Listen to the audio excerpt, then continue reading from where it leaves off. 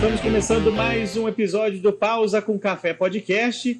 Eu sempre gosto de lembrá-los que você pode seguir a gente nas redes sociais, está aparecendo aí no nosso GC a nossa conta do Instagram, mas também você pode nos acompanhar no YouTube. No YouTube é muito interessante você, além de se inscrever, clicar ali no sininho para receber sempre as notificações de novos episódios, sempre que a gente lançar aí.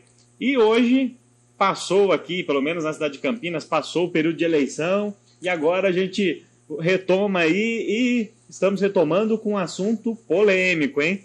E a gente fala que é polêmico, né? Porque muitas vezes aí o nosso convidado, ele já esteve em alguns programas de TV e normalmente quando ele fala aí o pessoal, né, desce a bordoada aí. Mas vamos lá, vamos conversar aqui hoje, com muito prazer aí, Marcelo e eu, a gente ficou muito feliz, né, quando você aceitou. E estamos aqui hoje com Riquelmo Araújo, né? E Riquelmo, para quem ainda não conhece, ele se eu te pode dizer assim, sim, né, já foi drag queen, né? Sim. E hoje ele não pratica mais essas questões. E hoje é um prazer aqui recebê-lo, Riquelmo, né? E poder falar aí um pouco, né, desse, a gente pode dizer ali, um testemunho de vida, né, de tudo que você já passou aí. Então, né, é um prazer aí recebê-lo, né, nessa gravação aí de mais um episódio do podcast Pausa com Café. Amém.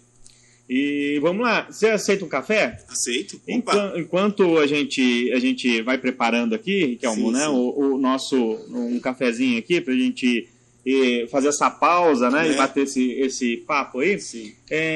A gente gostaria de saber quem é Riquelmo Araújo. Bom, Riquelmo Araújo é um cara lá de Natal, Rio Grande do Norte. É de longe, hein? Vim lá de Natal, sou natural de lá. Sou o filho mais novo, né? Somos em 3. Você tem quantos anos? Tenho 35. 35.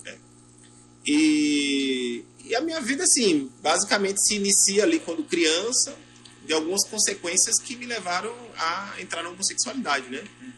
Porque ali aos 10 anos tive problemas com pornografia, abuso sexual. Meu pai assim, não foi tão referência, foi um pouco ausente, né? Obrigado. Sofria bullying na escola, todo mundo afirmava que eu era homossexual porque eu tinha um jeito. E todas essas questões acabou trazendo alguns problemas para mim na questão da minha identidade, né? Que eu vou citar um pouquinho aqui com você. E nesse processo foi quando eu me assumi homossexual aos 18. Minha família, eu fui o primeiro da família, então não aceitaram muito bem, né? Ali no início. E por causa da rejeição que eu sofri ali, acabei mergulhando no mundo gay, comecei a frequentar as baladas também. Foi nesse processo que eu acabei vendo drag queens fazendo show e eu já gostava um pouco daquilo, das cantoras pop e tal. A maioria de quem é homossexual acaba tendo uma cantora como ídolo, né? Coisa do tipo. Então aquilo me chamou a atenção e pelas crises que eu passava ali da adolescência, até a época que eu me assumi, foi uma válvula de escape para mim me montar como drag queen e começar a fazer show. Era melhor viver um personagem do que eu mesmo, porque eu sofria de um complexo chamado de inferioridade, que muitos rapazes eles não têm aquela expressão tão masculina que aí chega a criar uma crise emocional no sentido que ele não se sente tão homem, que aí ele acaba possivelmente se vendo como mulher. Talvez se vendo mais nos atributos femininos, com um rosto fino, às vezes uma voz um pouco mais afeminada, né? E pela pressão hoje da cultura contemporânea que a gente vive, né? Que qualquer jeitinho que a pessoa possa ter, a pessoa já quer identificar que a pessoa é homossexual apenas pelo trejeito, né? Sendo que a gente sabe que tem muitos homens que têm, às vezes, voz ou jeito, forma na mão de pegar as coisas, que nunca foi homossexual, são casados, têm filhos. Então, o fato de alguém ter trejeitos não quer dizer que a pessoa seja homossexual, né? Entendi. E aí, pela pressão, aconteceu tudo isso aí comigo. E foi quando eu entrei no mundo gay, né? Entendi, tá certo. Sim.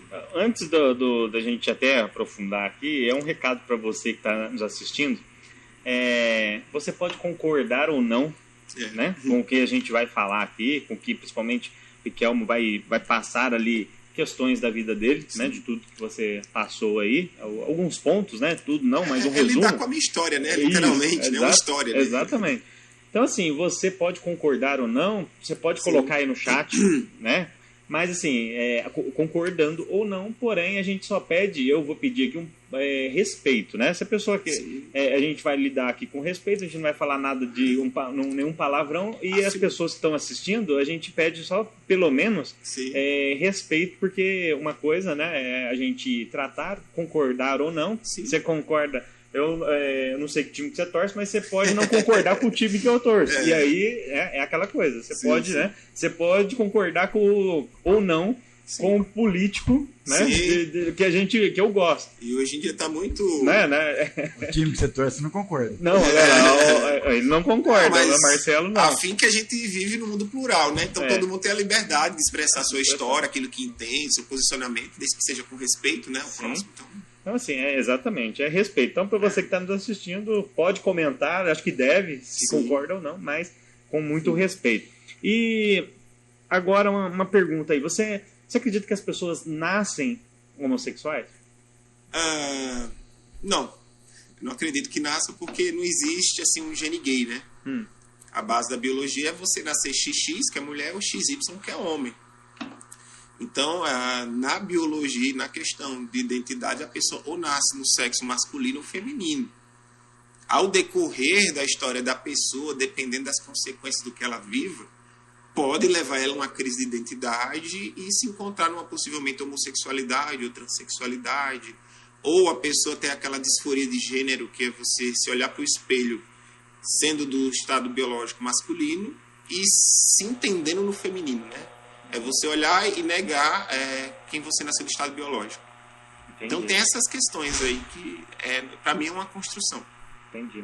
E só recapitulando, você falou ali um pouquinho, né, do momento ali, até você citou que você foi o primeiro, né? Então, da minha família eu fui o primeiro a se assumir, assim, teve outras pessoas. Hoje eu tenho alguns primos que vivem homossexualidade. Entendi.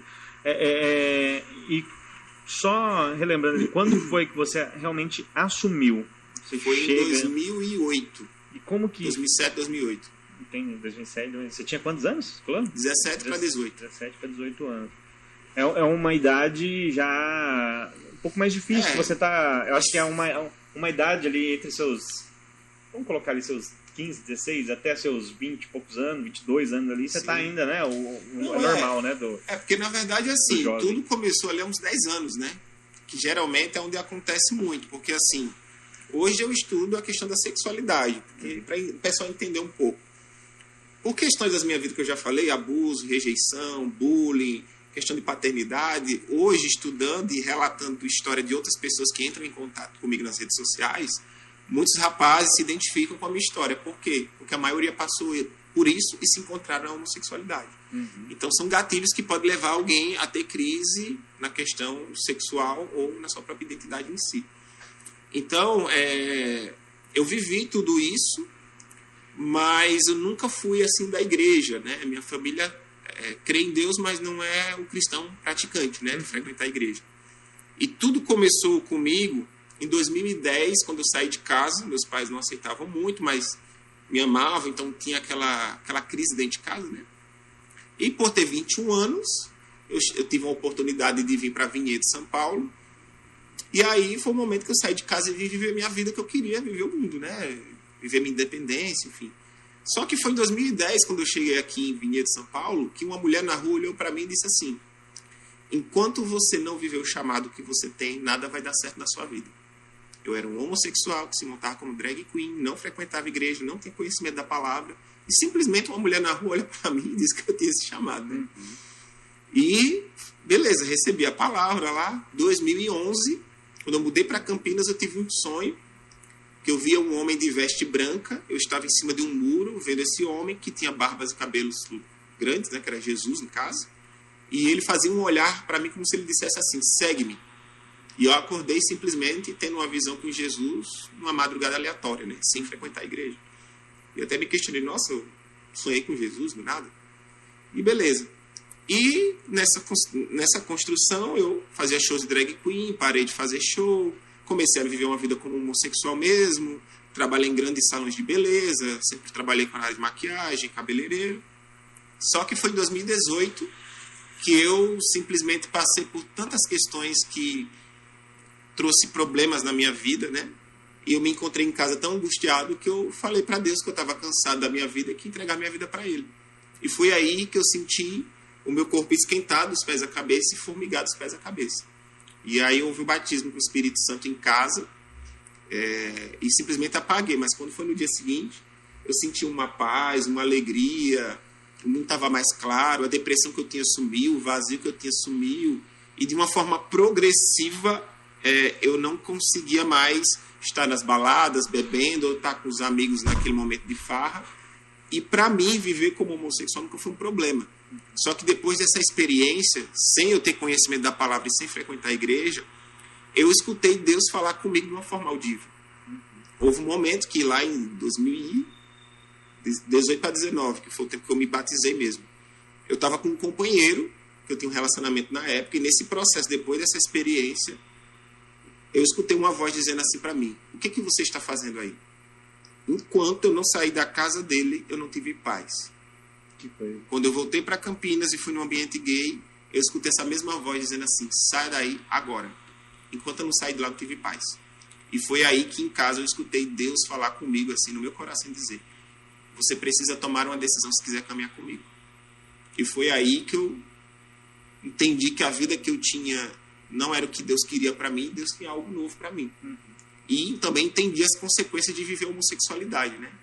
Porque hoje a maioria dos meus amigos que são velhos ali, eles acabam sofrendo muito por depressão, crise de ansiedade, rejeição, coisas que a gente pode falar um pouquinho depois. Então o Espírito Santo ele fez me reconhecer tudo isso. E nesse processo eu tomei a decisão.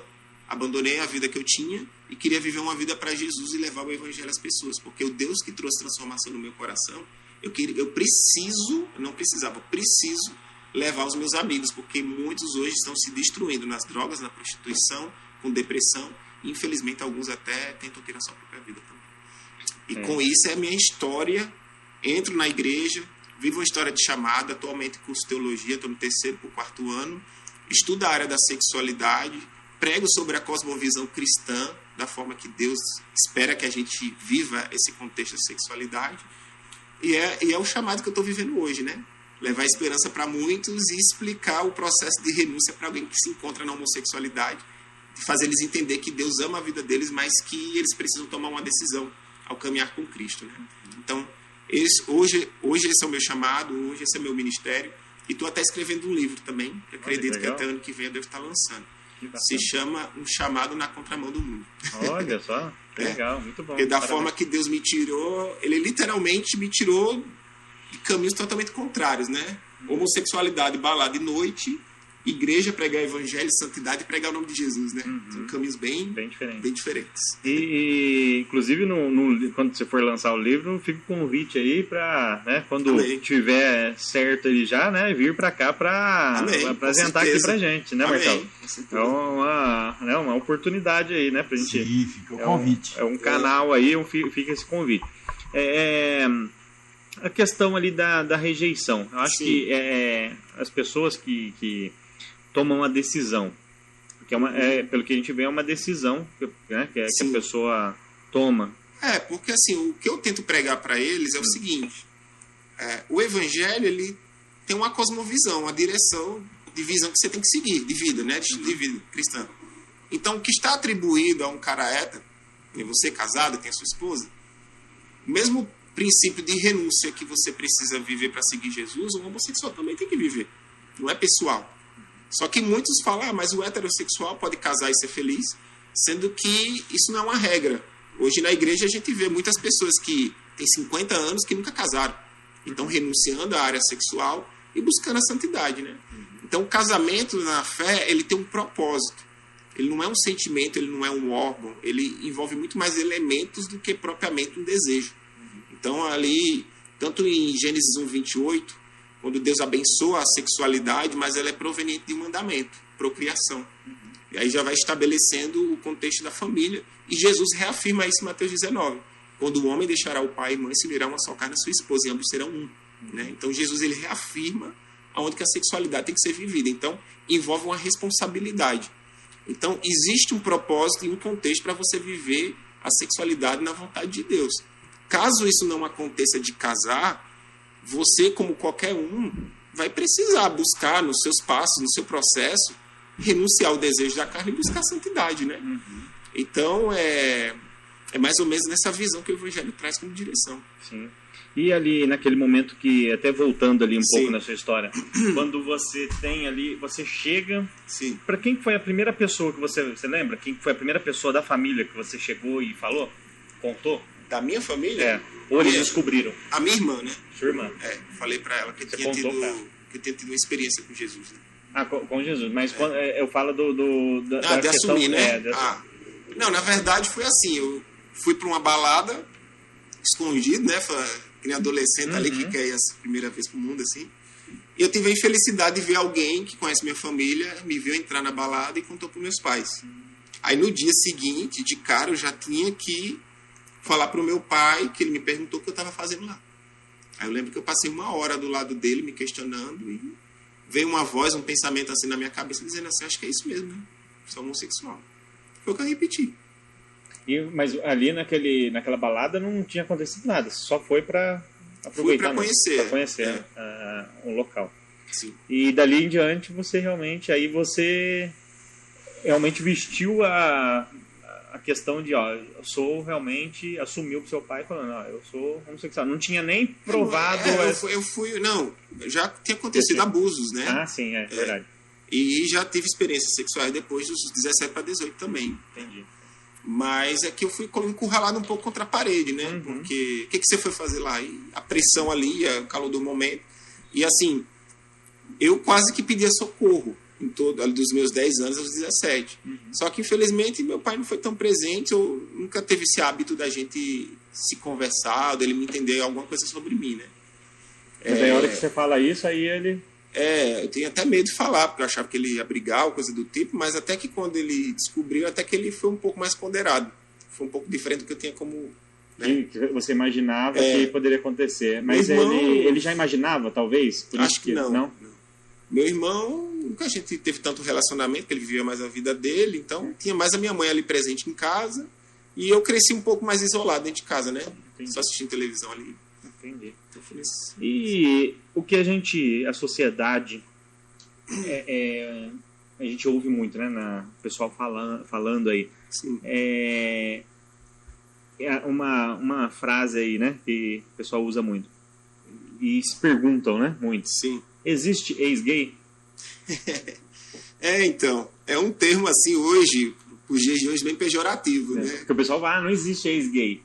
Porque assim, o meio do humor usa muito isso como escárnio, né? Uhum. Debocha o gay ali que ficou homem lá, né? E depois desmunheca lá, né? Sou ex-gay, né?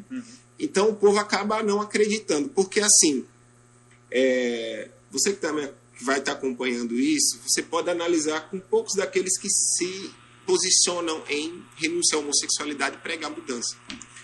É porque a gente é muito perseguido, muito confrontado nas redes sociais. Então, assim, hoje são poucas as pessoas que têm coragem de expressar esse testemunho, de ter um posicionamento público, porque as pessoas são um pouco intolerantes nesse sentido.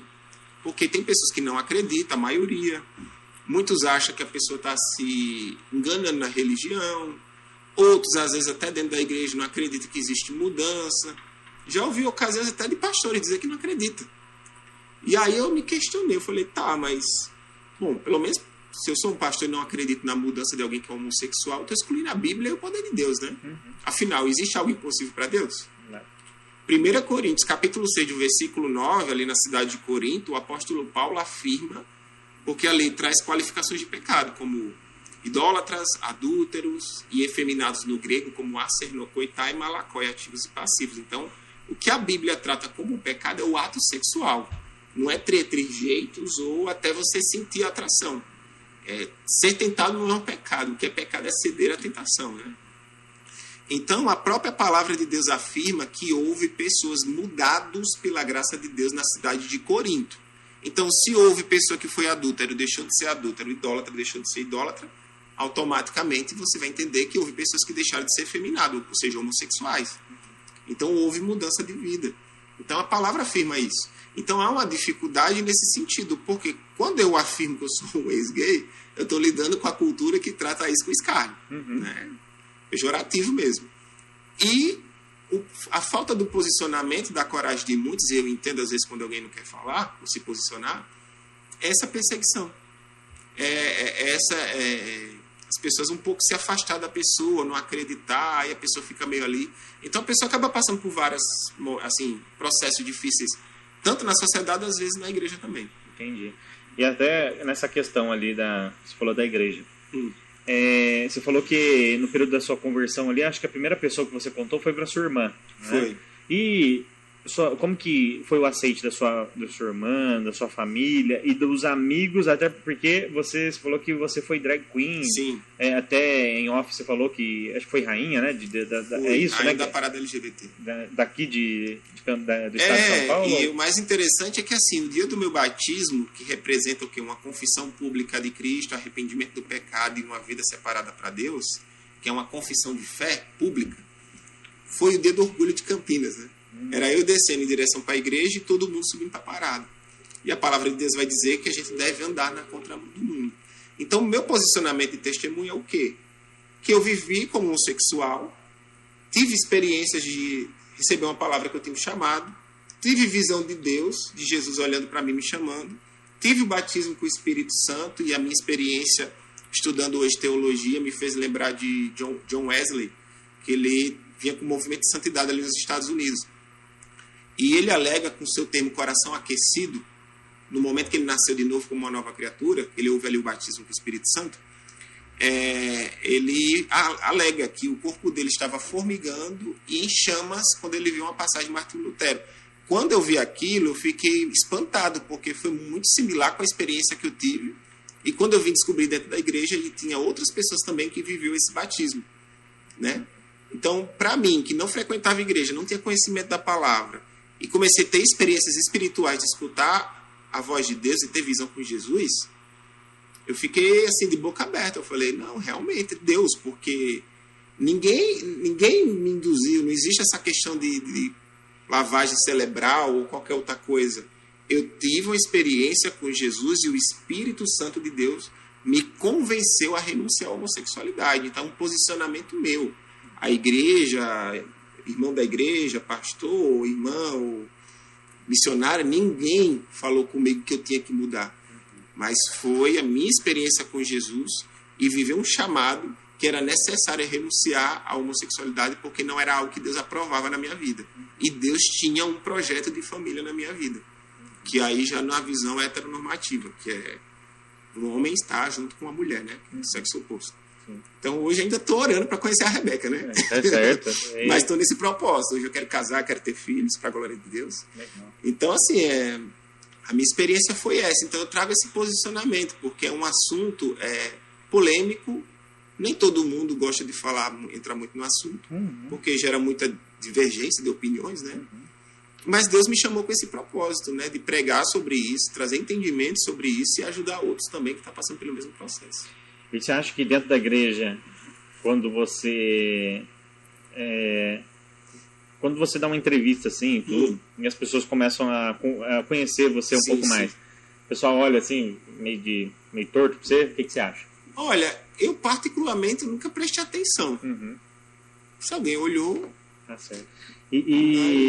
Mas é algo que eu prego, eu falo assim, porque tem muita gente que se incomoda com isso. Eu falei, gente, se vocês vão para a igreja, não se importa se alguém olhar torto para você, ou meio dos pés à cabeça.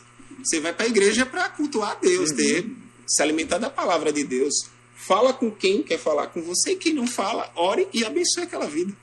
Porque se a gente for olhar para isso, a gente não entra em lugar nenhum, né? Exatamente, é isso mesmo. Você, independente do jeito que você veste... Exatamente. É assim mesmo. E você, quando você tem essa conversão, o pessoal, seus amigos, tudo ali, o pessoal continuou entrando em contato, falando assim, pô, o que aconteceu? Você é louco? Teve alguma coisa assim? Sim, já tive. Continuaram mandando alguém já te encontrou em algum lugar e fez alguma proposta para sair com na verdade, assim, aconteceu uma mescla de situações. Uhum. No dia do meu Todas batismo, essas que eu falei. No dia do meu batismo, já recebi um direct quando eu postei lá, né, que eu tenho batizado, já de um amigo meu falando assim: e aí, irmão, vai virar hétero agora? Vai casar com mulher? De cara, né? Uhum. E foi um processo que Deus fez, porque quando eu me batizei, eu não me via com mulher, por exemplo. Mas depois do meu batismo, depois de 6 meses ali, Deus usou uma mulher de Deus lá em Natal, Rio Grande do Norte, que orou por mim, e ela falou de algo que só eu sabia da minha vida, Deus usou ela para dizer que Deus tinha um projeto de família na minha vida também. Foi quando eu tive alguns sonhos também, com a criança no braço, junto com a mulher. E nesse processo, Deus foi colocando o desejo no meu coração por mulher e para constituir família.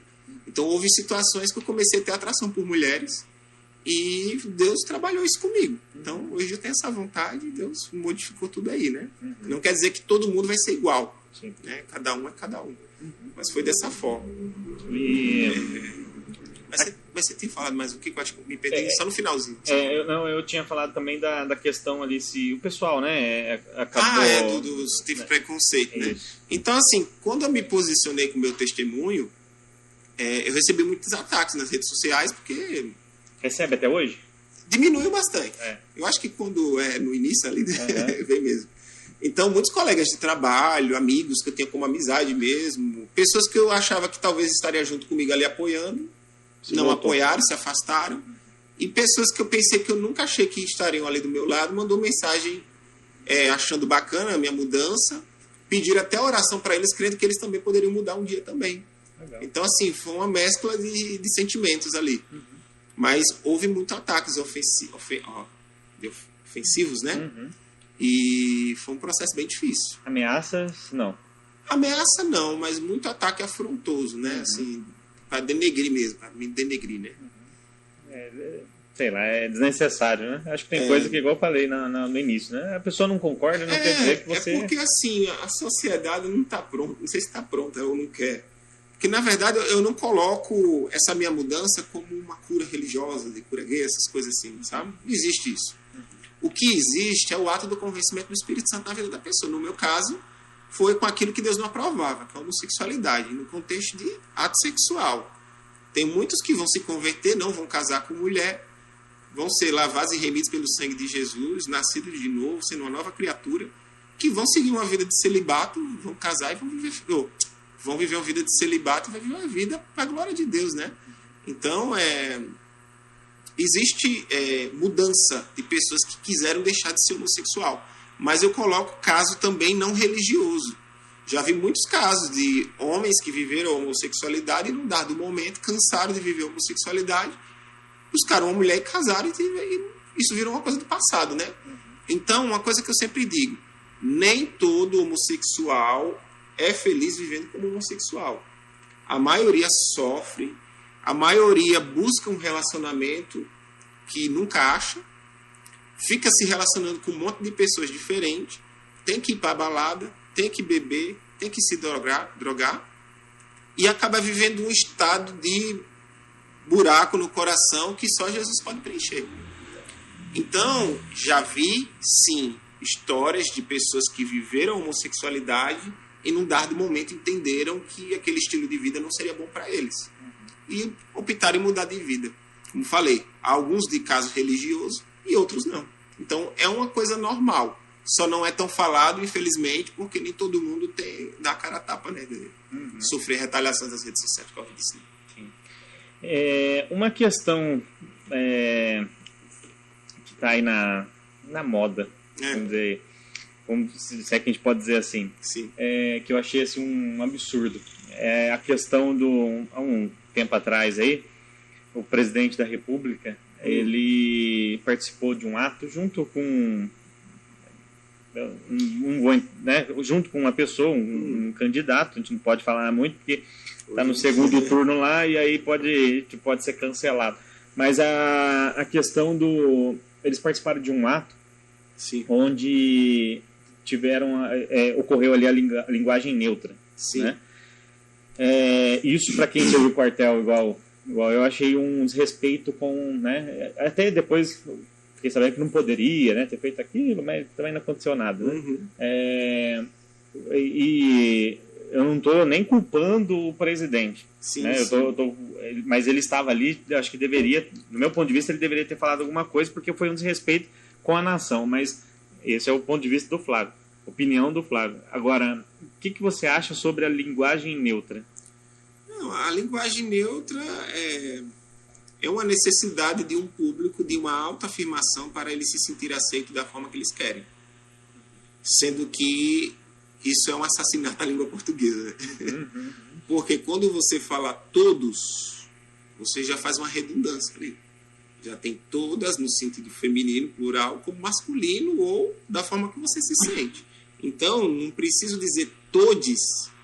É você pegar uma roupa e amassar ela assim, para poder pegar a língua portuguesa e fazer assim, todes, para poder dizer que está incluindo todo mundo, né? Então, eu acho que isso aí é muito surreal para um governo, para um político apoiar essa ideia, porque ele está fazendo um desserviço à própria língua portuguesa, à própria cultura brasileira, né? Então, é nada mais, nada menos querendo apoiar um movimento, um público, talvez angariar voto, né? Ou coisa do tipo. Eu até ouvi, já conheço, né? Pessoas, a gente tem contato com pessoas que são homossexuais e elas mesmas apoiam. Então, mas assim, aí vai. Claro, eu vou dizer uma coisa que acho que é até meio polêmica, assim. Existem homossexuais e homossexuais. Tenho amigos que são gente boíssima, então a questão não é ser homossexual, é a questão do caráter. Tenho muitos amigos que trabalham, são pessoas honradas, né, vivem uma vida ali correta. Mas a maioria ali do público das noites ali é muito envolvido com prostituição, drogas, balada, bebida, né? Só que o próprio meio gay é o meio mais preconceituoso e dividido. Se você não tiver os 3 atributos, que é a beleza, dinheiro e sexo, você já é meio que excluído.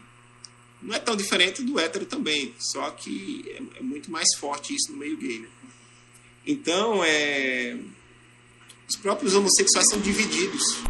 No meu tempo, eu não sei como é que tá a linguagem hoje, mas no meu tempo tinha o público das POC, que eram os homossexuais mais meio... como era a palavra que os meninos diziam? Meio diferente, meio mulher, meio homem, sabe? Tem um nomezinho que eu não estou lembrando agora. É POC? Era mais fashionista, assim, coisa meio exótico, né? Coisa mais exótica. Um pouco andrógeno, assim. Aí tinha também os ursinhos, que eram os mais gordinhos ali, né? Peludinho. Aí tinha as Barbie de The Week, que era os homossexuais mais bonitão, que faz academia, corpão lá, caramba e tal. E existe vários assim, né? E entre eles não se aceitam. Porque um acha que exclui o outro pelo fato de outro ser mais bonito que o outro ou porque o outro não quer ficar com o outro. Geralmente o gay mais bonito lá, que é visto como o Barbie, o exótico ou o peludinho lá, o mais gordinho, quer ficar com esses mais bonitos, só que os mais bonitos só quer ficar com os bonitos. Entendi. Então, os que não têm beleza ou não se preocupam em buscar beleza, critica eles, né? Então, vira um negócio em cadeia ali, que o negócio é muita divisão, né? Sai briga? Olha, briga na questão de relacionamento. Por exemplo, eu vivi homossexualidade, mas uma das coisas que eu tinha mais pavor na minha vida era de escândalo. Então, eu já vi situações de amigos meus que são homossexuais que o namorado tinha uma dependência emocional tão grande nele que se ele não fosse ver ele lá ou soubesse que estava com outro, ia bater lá na casa dele, fazer um barraco na frente da casa, no meio da rua, na frente de todo mundo. Aí é normal Não vai da pessoa, mas eu digo que era uma das coisas que particularmente eu morria de medo, porque eu não gosto de escândalo, essas coisas assim, né? É igual o homem com, né, normalmente. Também pode ver uma mulher trair uma né? mulher, ou vice-versa. Então eu vi situações assim também. Entendi.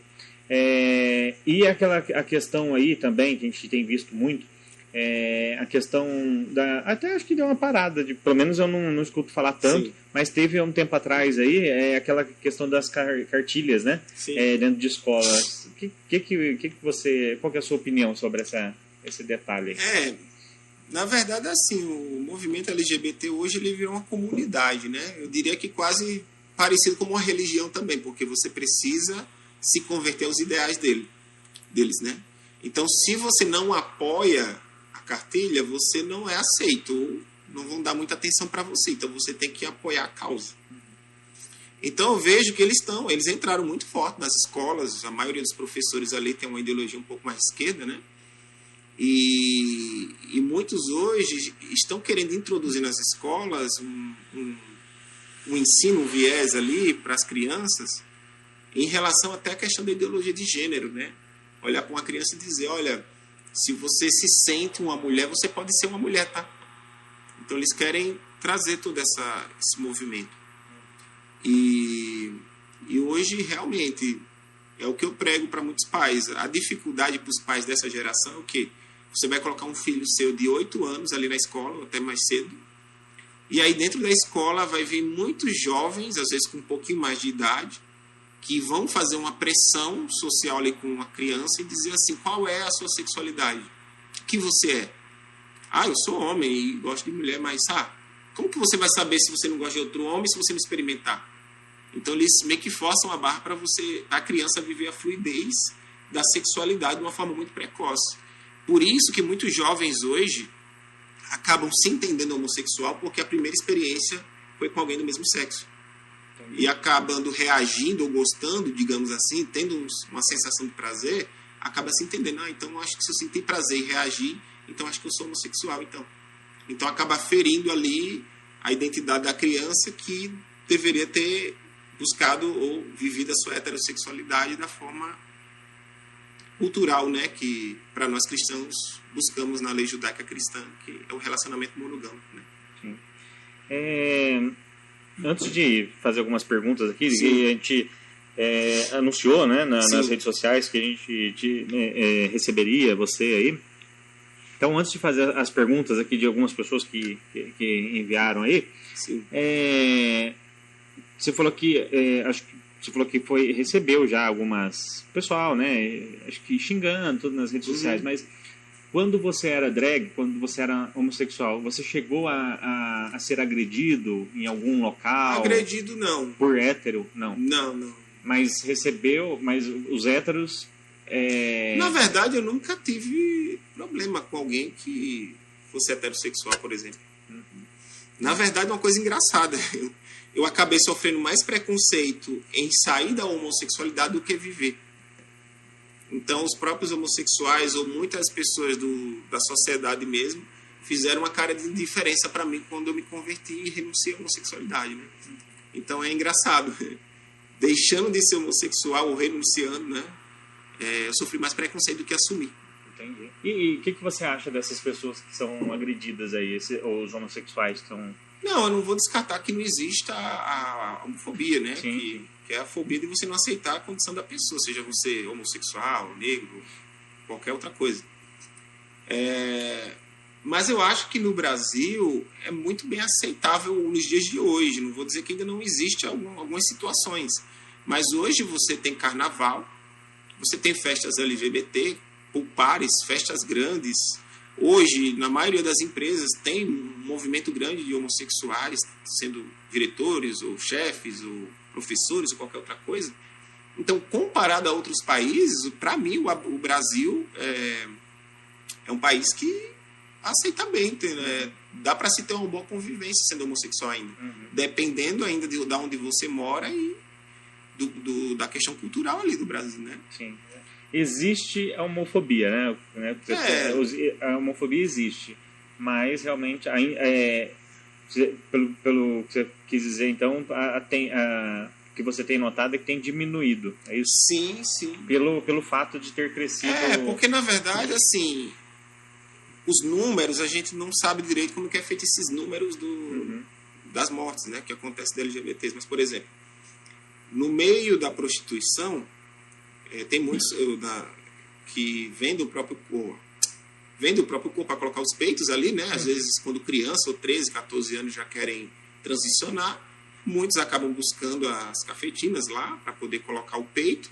Então, elas acabam vivendo a prostituição e tendo que pagar um valor alto para a pessoa que deu dinheiro para poder transicionar, né?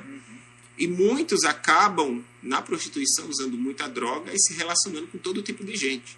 E vivendo situações até de humilhação também. Então tem muitos que acabam morrendo não por homofobia de um heterossexual, mas drogas demais, bebida demais, misturando com remédio, antidepressivo. Eu tive um amigo que tirou a própria vida num quarto com menos de 30 anos. E não foi nenhum heterossexual. Foi as consequências das escolhas dele, né? Então, se um homossexual de repente é atropelado na rua por um acidente, não foi homofobia, foi uma questão de uma situação que foi uma situação triste, mas então, assim, não dá para você dizer que todo homossexual que chega lá no necrotério vai dizer que foi homofobia, né? Então, eu tô querendo explicar isso. Sim. Existe homofobia, mas não é da forma generalizada que é feita hoje, porque o movimento usa muito para poder emplacar o ativismo deles, né? E aí eu falo que é uma diferença de você ser homossexual e ser ativista. Entendi. Tá certo. Uma outra questão aqui, você começou a falar sobre... E aí me veio outra, antes de entrar nas perguntas aqui. Você falou sobre... Aí você falou de questão financeira, tudo. Sim. Você, para ser rainha lá da parada, e quando você era drag, em média, quanto que você ganhava? Se você puder abrir para falar sobre isso, e se ganhava bem? Essa é a pergunta aí. Olha, ganhar bem não. Deve ganhar mais ou menos quem é mais famosa, assim, né? Trabalha nos grandes palcos ali, que existe em São Paulo. Mas a maioria, na verdade, faz até de graça, assim. Porque você rainha, ganhou alguma coisa? Né? Você ganhou só uma faixa na época. Dinheiro, não? Um palco, assim, é dinheiro. Só business, né? Entendi. Então, assim, não ganha muito bem, não. Entendi. A maioria eu fazia por hobby, eu nunca ganhei dinheiro como drag. Entendi. Eu gostava porque eu fazia show, dublava, postava os vídeos, o pessoal elogiava. Então era uma forma de eu me sentir adorado, buscado, as pessoas aplaudiam, uma forma de se sentir aceito, né? Entendi. E é uma coisa até engraçada, porque muitos atacam assim, você agora se converteu, tem que ser heteronormativo para poder agradar a igreja, os irmãos da igreja, né? Você tem que se moldar à igreja para poder ser aceito. Mas aí é uma incoerência, porque para eu entrar no meio gay também, para estar no círculo social homossexual ali também, eu preciso me moldar a estar do jeito que eles querem também para você ser aceito. Então, aonde você estiver e decidir viver, você vai ter que se moldar àquele público, né? Só que no meu caso, se vestir, eu antes de me assumir ali com meus 14 anos, eu fazia curso na Microlins de web designer. Eu já me vestia todo social, eu gostava. Colocava as calças social e cinto ali, todo ensacado. Aí tinha uma irmã que morava perto da minha casa e dizia assim, se converteu? Eu falei, não, é que eu vou fazer curso. Aí ela olhava para mim, sei, Jesus tem obra na tua vida, viu? Já tinha gente de crente, né? Digamos assim. Já saía já todo... Então, quando eu me converti, Jesus ele foi resgatando, assim, coisas que eu tinha deixado para trás, né? Quando eu ganhei um blazer de um irmão, desse aqui, eu coloquei no espelho e comecei a rir. Tipo assim, eu não me via vestido de blazer. Só que hoje é uma das coisas que eu mais gosto. Roupa social, porque me fez lembrar que eu já me vesti assim lá atrás, né? E é legal, né? Se vestir bem. Eu gosto. É legal. Mas é muito bom. E agora sim, vamos às perguntas aqui. Vamos agradecer aí todo mundo que participou. A gente selecionou aqui 3 perguntas, tá? Sim. Então, a pergunta primeiramente da Selma. Pelo fato de ter deixado as práticas homossexuais, a atração pelo mesmo sexo deixou de existir ou ela é controlada? Olha, isso dá um bom debate também, mas eu quero trazer até uma visão eu concordo com o que ele falou do pastor Augusto Nicodemos, que ele diz o seguinte, Deus é soberano. Então Deus ele pode tirar o desejo de alguém que seja homossexual a ponto dele não sentir mais atração. Deus é soberano, pode todas as coisas, nada é impossível para ele. Só que não quer dizer que isso vai ser uma regra para as demais pessoas, né? Todo mundo vai ter que buscar renunciar, saber lidar com os impulsos do próprio corpo. Então, assim, eu acredito que Deus pode tirar. Só que no meu caso, como que eu posso dizer isso? Eu não sinto mais vontade de querer me relacionar com um homem. depois do meu processo, da minha experiência com Jesus, hoje eu não consigo mais me ver me relacionando. Que foi até uma das coisas lá que quando Deus falou comigo, quando eu estava com um companheiro lá, hoje eu não consigo mais, ainda que eu quisesse. Isso não quer dizer que eu não possa ser tentado. Alguém pode dar em cima de mim, alguma pressão ali no momento de carência, pode acontecer. Só que hoje eu tenho uma convicção de fé, que isso desagrada a Deus, não é a vontade de Deus para mim, e por outro lado eu sou uma pessoa que eu sou racional. Então, por que uma das coisas que eu mais glorifico a Deus todos os dias de ter me tirado da homossexualidade, o que é? É porque a maioria dos homossexuais vive um estágio de como é que eu posso dizer isso? De felicidade, da beleza do corpo, da ostentação, das festas, da balada, né? do gozo, da alegria, né? de estar fazendo as obras da carne ali. Só que a longo prazo, o próprio homossexual, ele exclui o homossexual mais velho, que de uma forma pejorativa, que eles mesmos falam, que trata como o termo maricona, que é o gay velho que banca, né? Então, a maioria dos homossexuais que são velhos, para eles poderem se relacionar com os rapazes mais novos, eles têm que bancar os mais novos. E muitas vezes esses rapazes mais novos maltrata e extorque esses mais velhos. Se não pagarem ou fizer o que eles querem, cai fora. E muitos acabam ficando, se não tem condição financeira, sozinho, em depressão, solidão dentro de casa, criando 5 cachorros. E os homossexuais não querem saber de quem é velho, né? Ou acaba procurando ficar com qualquer um para poder saciar ali um momento de carência. Então eu tenho consciência do que seria o meu futuro na homossexualidade. Então hoje eu consigo olhar tranquilamente outro rapaz a ponto de não sentir atração ou de entender que eu não quero mais aquilo e que hoje realmente meu foco é conhecer uma mulher, casar e ter filhos. Então, por outro lado, na homossexualidade tem um relacionamento ativo e passivo, né? E isso para mim já é passado. Então hoje eu tenho um relacionamento ativo. Então, se eu posso ter um relacionamento ativo, por que eu vou ter com um homem se eu não posso ter com uma mulher? Porque, particularmente, eu não quero isso para mim mais não. Então, assim, eu me sinto muito bem resolvido porque hoje eu quero ter só esse relacionamento ativo. Então, assim, são pontos que eu me encontro bem em não querer me relacionar com o homem, porque eu não quero mais me sujeitar a coisas que, para mim, hoje não faz mais sentido, né? Entendi. Então é mais ou menos isso. Então isso é cada um. Tem alguns que ainda tem atração, que renuncia, alguns até que sofrem um pouco, porque tem o sentimento, tem a questão do que viveu, tem o processo da pessoa. Então cada um é de uma forma diferente, da forma se ainda tem ou não atração. Então acredito que Deus tira, mas acredito que a maioria vai precisar saber lidar com esse próprio desejo. Entendi. E aí um ponto bem interessante, que a questão do desejo sexual é você atribuir a quem você vai prestar culto, a quem você vai decidir amar mais.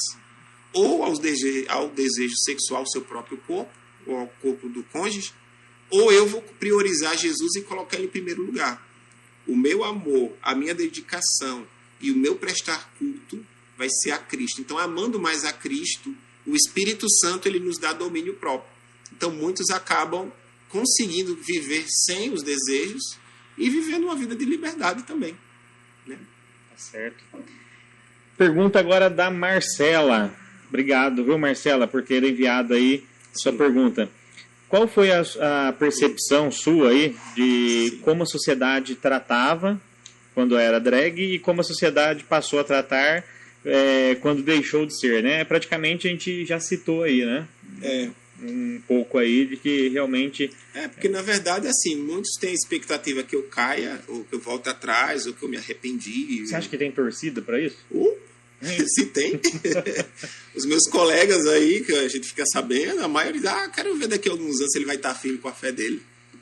Porque a maioria acaba retrocedendo mesmo, né? Só que muitos acabam torcendo para eu dar esse escândalo e voltar atrás. Só que eles não sabem que eu me sinto muito bem resolvido nessa questão. E meu foco hoje realmente é conhecer uma mulher e constituir família. Meu sonho hoje é ser pai, né? Então hoje eu tenho esse foco. E por consequência de saber o que vai ser a minha vida lá no futuro vivendo no mundo gay, eu não quero mais isso para minha vida.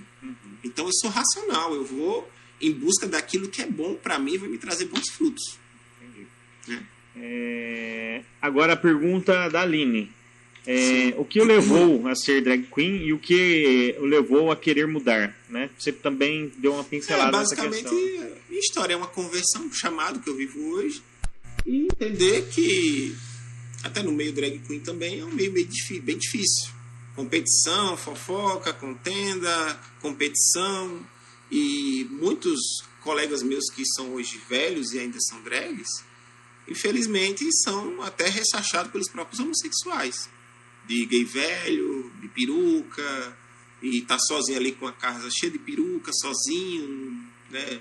Ficou ali numa dependência emocional, de relacionamento, consumo de pornografia, que gera vários gatilhos na mente, problemas emocionais. Então muitos passam uma velhice muito terrível, né? E eu, olhando isso e compreendendo isso, eu não quero isso para minha vida. Então foi um gatilho que eu vi. Eu vou fazer show como drag queen, vou investir numa coisa que não me dá retorno, e lá na frente eu vou pagar um preço.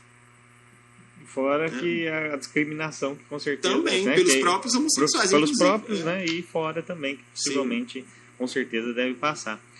E agora uma pergunta nossa aqui. Qual foi o momento assim, que você considera que foi crucial na sua conversão? O momento crucial da minha conversão, eu acredito que foi em 2 etapas, né? O batismo com o Espírito Santo em casa, que para mim foi a primeira experiência sobrenatural mesmo de Deus ali. E o batismo, né? Foi a confissão pública e foi logo no dia do orgulho gay, né? Então, meu testemunho eu falo, foi o Espírito Santo, né? O próprio Senhor Jesus que me convenceu a mudar de vida. E Deus foi tão específico que o dia que eu ia morrer para o mundo era o próprio dia do orgulho gay, ao qual um dia eu fui rainha da parada gay, já fiz show aqui na de Campinas também. Então, era Deus me mostrando um homossexual que se arrependeu da homossexualidade indo para a igreja, enquanto os outros iriam para o mundo e viver os prazeres ali, né, do mundo também. Entendi.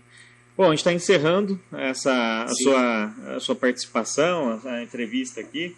E antes da gente encerrar, eu gostaria que você deixasse aí, né, uma mensagem, né, para as pessoas no geral, tudo, né, que estão nos assistindo aí. E se você quiser falar também, né, com seus amigos, né, pessoas que você conheceu que são drag e tudo. Olha, a mensagem que eu quero trazer é de esperança. A palavra de Deus diz que o Senhor Jesus ele não veio para condenar, e sim para salvar por aquilo que foi perdido, né? Todos pecamos e fomos destituídos da glória de Deus. Então, a intenção do Senhor Jesus não é te condenar, é te salvar. Seja você homossexual, trans, travesti, ou quem que seja, você não é heterossexualidade, está nas drogas, prostituição, o que seja.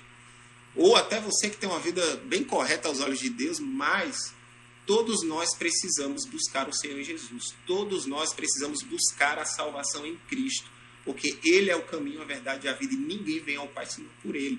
Então a mensagem que eu deixo para você hoje, ainda que você se encontre na homossexualidade, busque a Jesus, busque a sua salvação, porque o Senhor diz o que adianta um homem ganhar o mundo e perder sua própria alma. O Evangelho é sobre o resgate, para que Jesus te entregar a salvação e a vida eterna. Então, independente da forma que você está hoje, busque ao Senhor, busque a palavra de Deus. O Senhor Jesus ele tem um plano na sua vida, ele tem um projeto na sua vida, mas para isso você precisa buscá-lo. Você não tem que se converter pelo que eu disse ou porque alguém venha dizer, mas você precisa abrir o seu coração para que o Espírito Santo de Deus fale ao seu coração, porque é Ele que vai te convencer a mudar de vida. Nós que pregamos o Evangelho só trazemos a mensagem, mas é o Espírito Santo que o efetua na sua vida.